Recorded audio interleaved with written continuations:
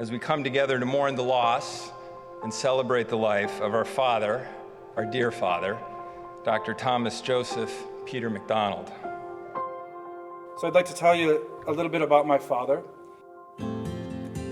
Tom was born in a Catholic enclave in a city called Ballynahinch in County Down in the north of Ireland. Tom McDonald entered life in 1940, the youngest of 4 children.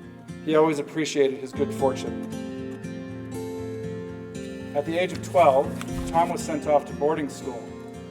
It was there that he discovered the game of rugby, which he would tell us many times was the thing that, quote, saved him during those formative years away from his mother and his home in Dublin.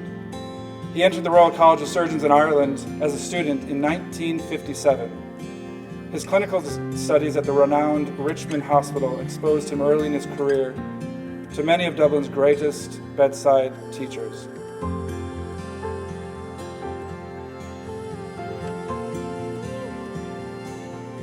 Upon graduation in 1963, he left Ireland to take up residence in the U.S., in Michigan, where he met and married a local girl, my mother, of course.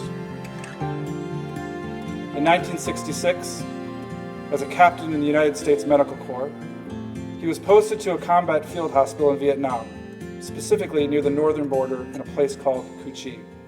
This hospital supported the 25th Army Division in an area where hostilities were at their worst.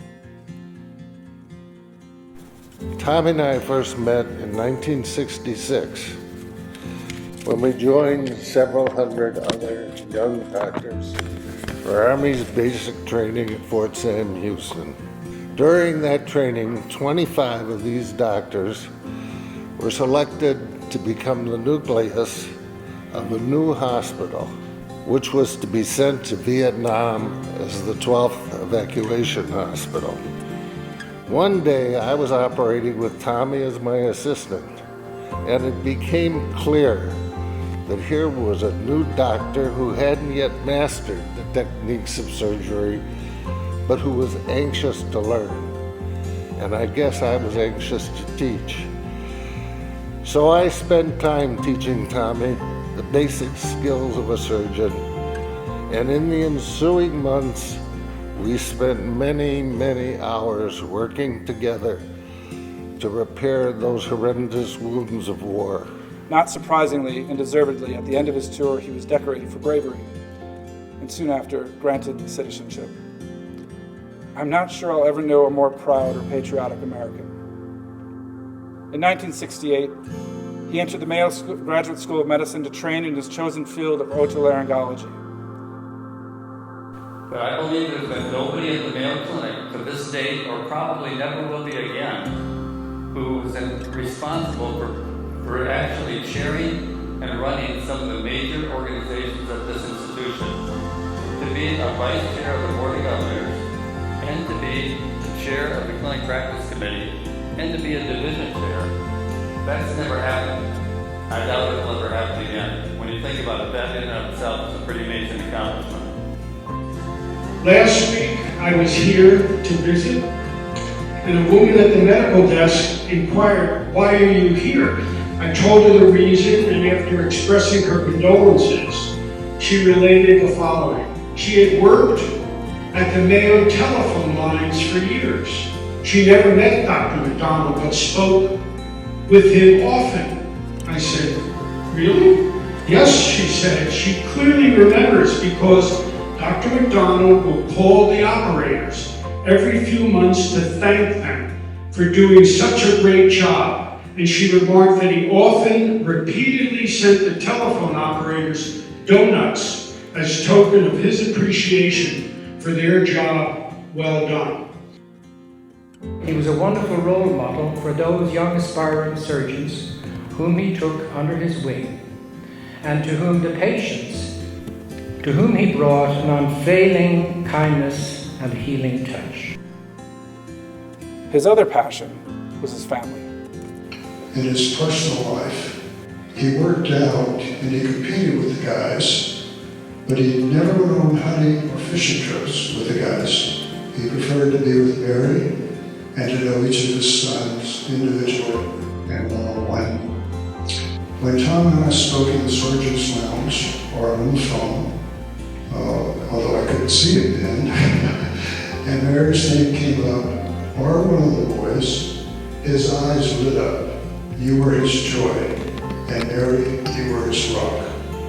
And Tom and I would look at each other after cocktails and wine and a couple of Hennessy's, and we'd just be looking at the kids. And we'd say, is life good or what? All in all, a well-lived life. A well-lived life indeed. For all the departed souls, may they be welcomed at God's eternal embrace, in particular for Dr. McDonald's beloved son, Robbie, who passed before him. We pray. Jesus, Jesus, hear our prayer. May 30th, 2017 marks my 77th birthday. If someone, a seer perhaps, were to have told me in my preteen years what he saw in my future, that I would graduate from high school with honors, be accepted into medical school, struggle and work harder than I ever thought possible, emigrate to the United States, join their army, serve as a combat surgeon in the jungles of Vietnam, be appointed to Mayo Clinic, marry a beautiful woman, have 5 amazing boys, ascend to be vice chairman of Mayo Clinic's Board of Governors and receive the Royal College of Surgeons Honorary Fellowship, I would have looked at him in utter amazement and total disbelief. But all of that happened. In my pensive moods, I look backward and forward. Looking back, I have few regrets, but one lingers in my mind. Did I do the right thing by leaving the shores of Ireland, my dear mother and family? I'm comfortable with my decision, but what would my life have been had I not ventured far from Balnahinch? I will never know. Mary and I celebrated our 50th wedding anniversary on May 14th, 2016. I credit her with so much of my life's happiness, as do we all. I look forward to sharing with her all of our joys yet to come. I am old. I am fragile.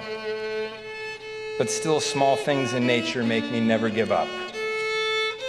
Day after day, clouds pass by. Still, I am happy. Day after day, weeks pass by. Then Sunday morning, I wake up and I feel free.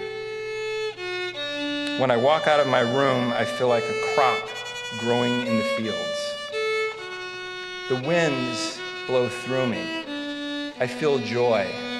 I hear birds chirping.